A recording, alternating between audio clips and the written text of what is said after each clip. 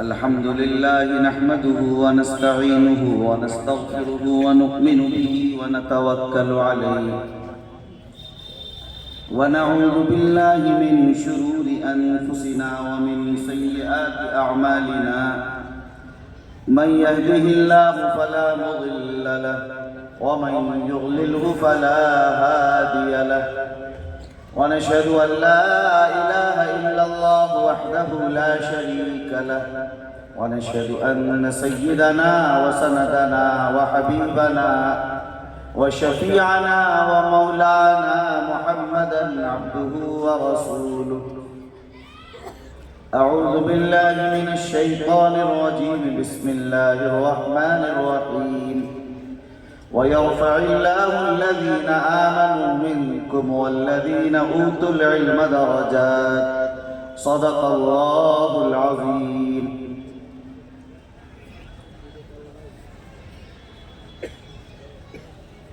Stage پر رونق افروز نہایت ہی معزز اور موقر محترم علماء کرام، بزرگوں اور دینی بھائیوں، پردہ نشین مائیں اور بہنوں،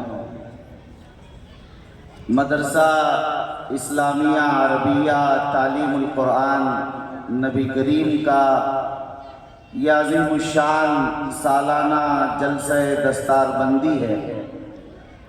ہم اور آپ اس مبارک و مسعود تقریب اور پروگرام میں شریک ہیں.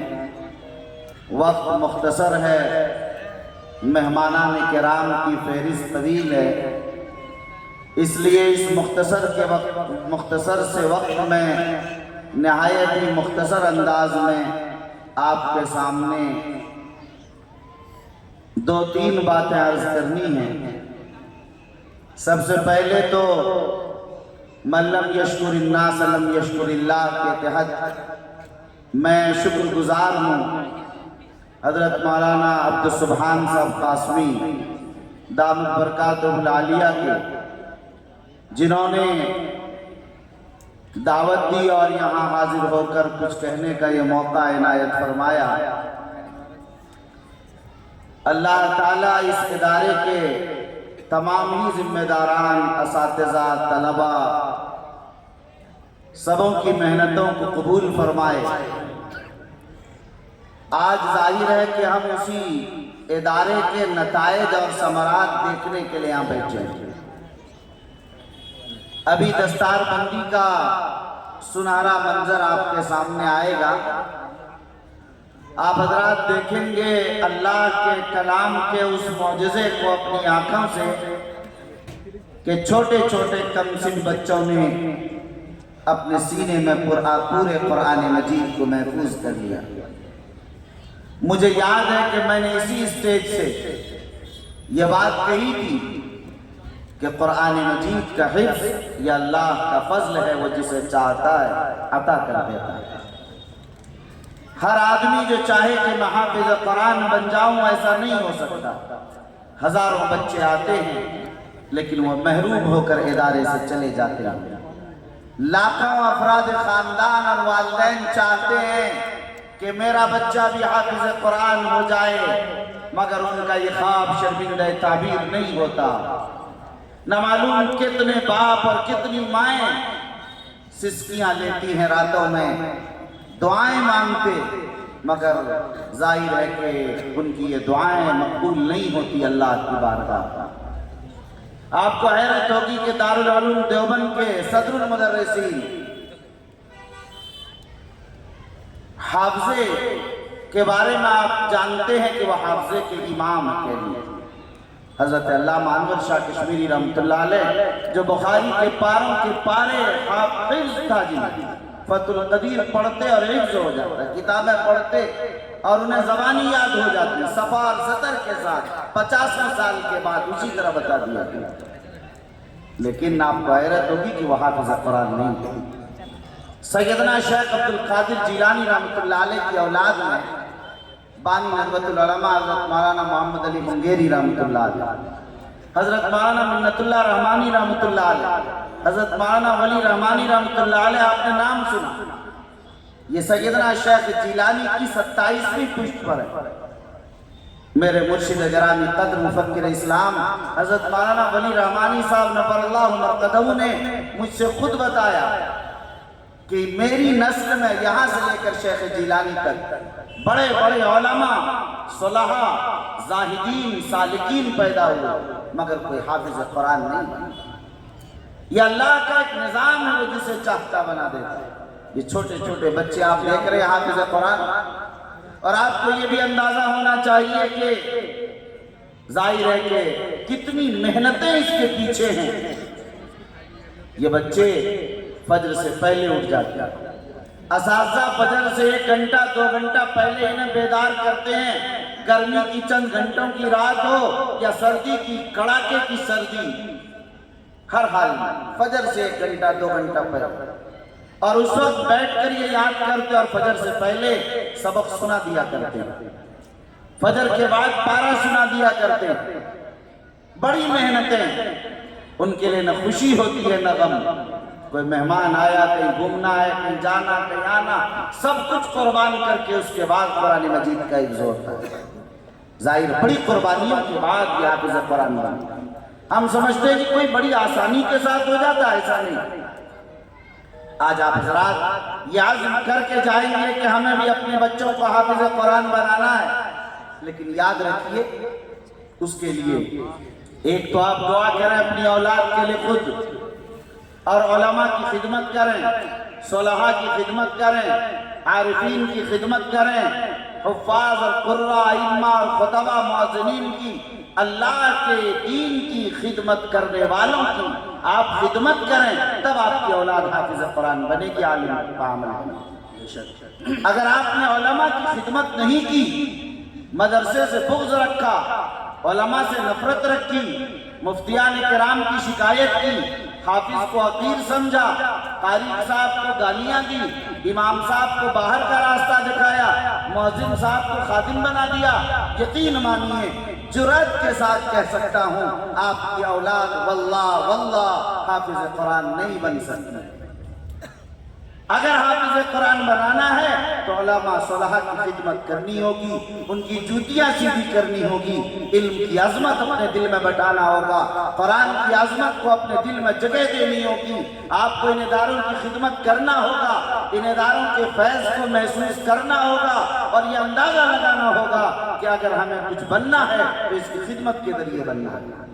آج قابل مبارکباد ہے مدرسہ اسلامیہ عربیہ تعلیم القرآن کے روح رواں حضرت مولانا عبدالسبحان صاحب اور ان کے تمام کمیٹی کے ذمہ داران، کہ آج اس ادارے نے اپنا پھل آپ کے سامنے پیش کیا ہے۔ ایک مسجد میں، ایک چھوٹی سی جگہ میں، معمولی پیسے اور معمولی بجٹ میں اتنا بڑا جو نظام آپ کے سامنے دیا ہے، یقین مانیے یہ نتیجہ چونکا دینے والا نتیجہ ہے۔ آپ سمجھتے ہیں کہ یہ اس معمولی بجٹ میں اتنی بڑی تعداد میں حفاظ کا پیدا ہونا یہ کتنا بڑا کمال ہے۔ یہ ادارے کے لیے ایک عظیم سند ہے، ادارے کی کامیابی کے لیے سرٹیفکیٹ ہے، ادارے کی کامیابی کی ایک ضمانت اسے سمجھیے۔ یقین مانیے کہ اگر ایک بھی حافظ قرآن پیدا ہو جائے تو وہ ادارہ ہمیشہ کے لیے کامیاب ہوگا۔ یہاں اتنی کم مدت میں آپ دیکھ رہے ہیں کہ اتنی بڑی تعداد میں حافظ قرآن آپ کے سامنے ہے۔ میرے بزرگوں، یہ مدارس اسلامیہ ہیں، آپ کو اس کی قدر کرنی چاہیے، اس لیے کہ تعلیم کا مرکز ہے۔ اگر یہ مدارس نہیں ہوں گے، یاد رکھیے دین اور اسلام کی خدمت کا کوئی مرکز روئے زمین پر باقی نہیں رہے گا۔ یہ مدارس جب تک تر و تازہ، زندہ، تابندہ ہیں، اسی وقت تک خانقاہیں زندہ اور سلامت ہیں، اسی وقت تک تبلیغی جماعت کے مراکز زندہ اور تابندہ ہیں، اسی وقت یہ ساری تنظیمیں، جماعتیں، جمعیتیں سبھی باقی ہیں۔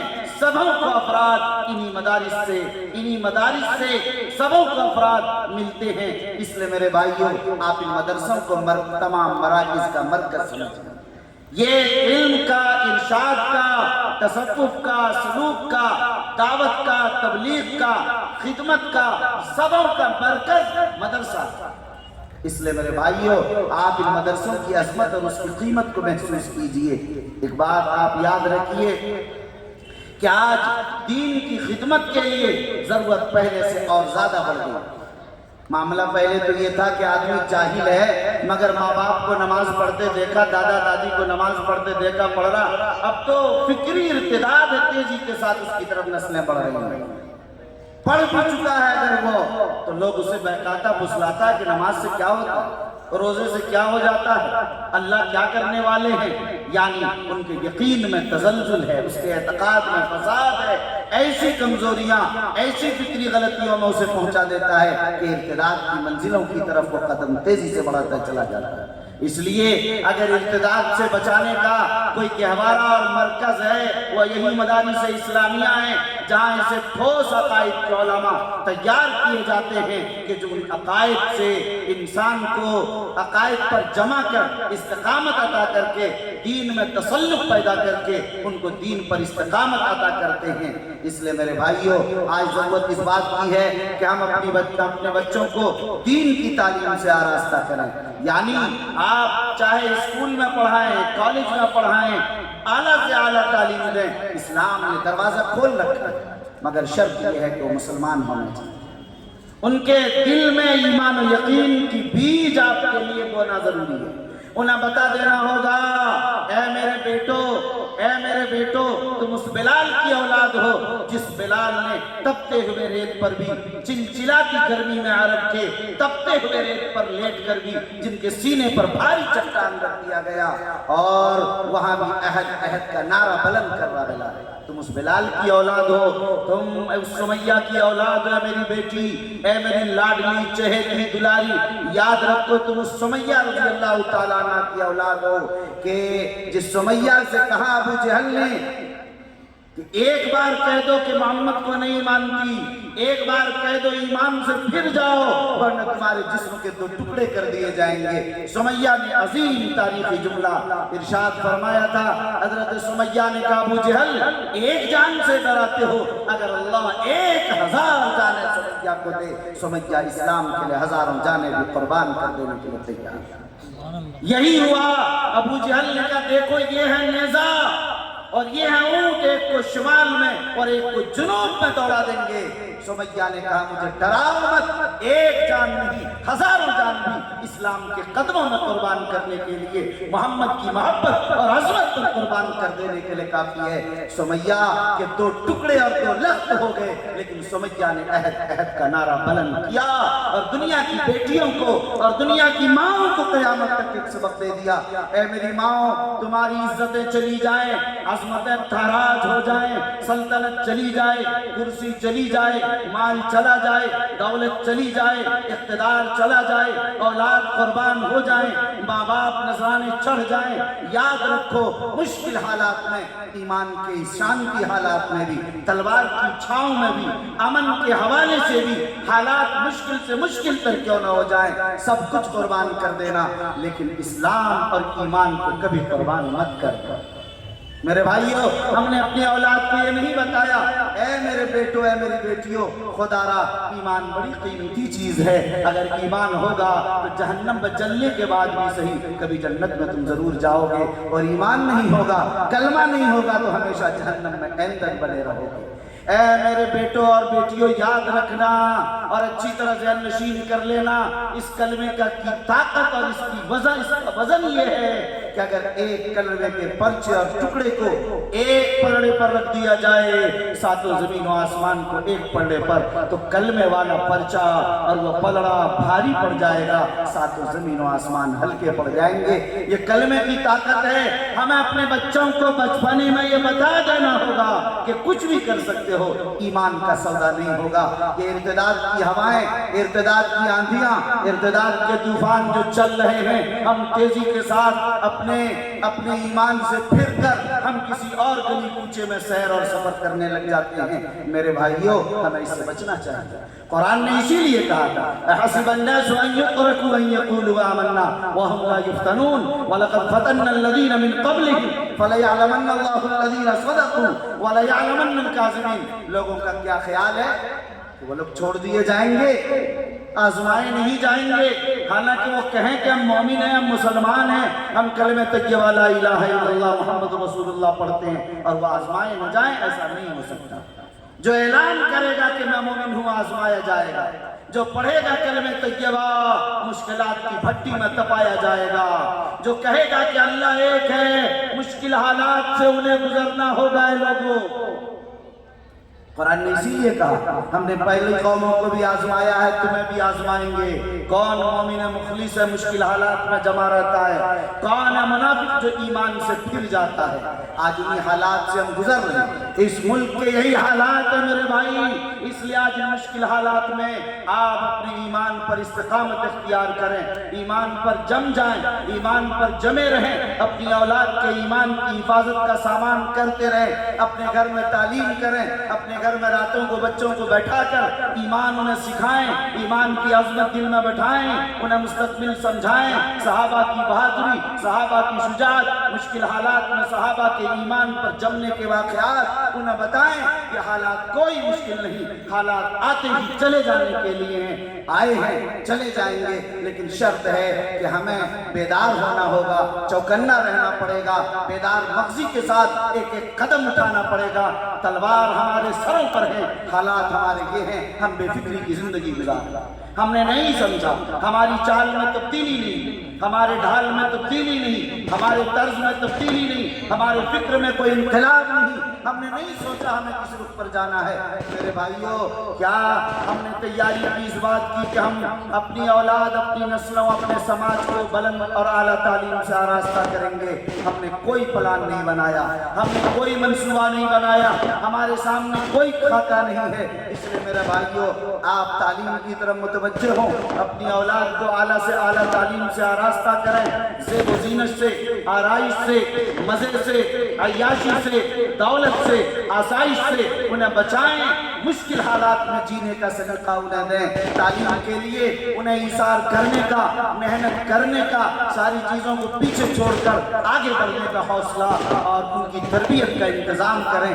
یہ آپ کی ذمہ داری ہے۔ جب تعلیم آئے گی، شعور آئے گا، تہذیب آئے گی، سلیقہ آئے گا، آگے بڑھنے کا، جینے کا، اس ملک میں چلنے پھرنے کا اور ملک کو آگے بڑھانے کا ان کو سلیقہ آئے گا۔ اس لیے میرے بھائیوں، آج یہ تعلیم القرآن کا جو یہ آپ دیکھ رہے ہیں، آپ سب تعلیم القرآن سے کے چاہنے والے، ان کے عاشقان، ان کے دیوانے ہیں، آج اس کے نتائج اور ثمرات دیکھ رہے ہیں۔ اس تعلیم القرآن کو مزید مضبوط کیجئے، مستحکم کیجئے اور تعلیم کے سارے مراکز کو بلندی عطا کیجئے۔ اسلام کی بلندی اسی میں ہے، مسلمانوں کی عزت اسی میں پوشیدہ ہے، مسلمانوں کی ترقی کا راز اسی میں مضمر ہے۔ تو اپنی تعلیمی اداروں کو آگے بڑھائیں، اپنی مساجد کو ترقی دیں، اپنے مراکز کو آگے بڑھیں، اپنی نسلوں کو تعلیم سے، تہذیب سے، سلیقے سے، ایمان سے، یقین سے آراستہ کریں۔ یہی ہمارا سرمایہ، یہی ہماری ذمہ داری ہے، یہی ہمارا مقصد ہے اور آج کے اجلاس کا یہی پیغام ہے۔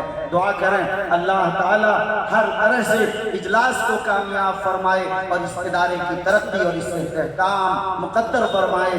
آمین یا رب العالمین۔ والسلام علیکم ورحمۃ اللہ وبرکاتہ۔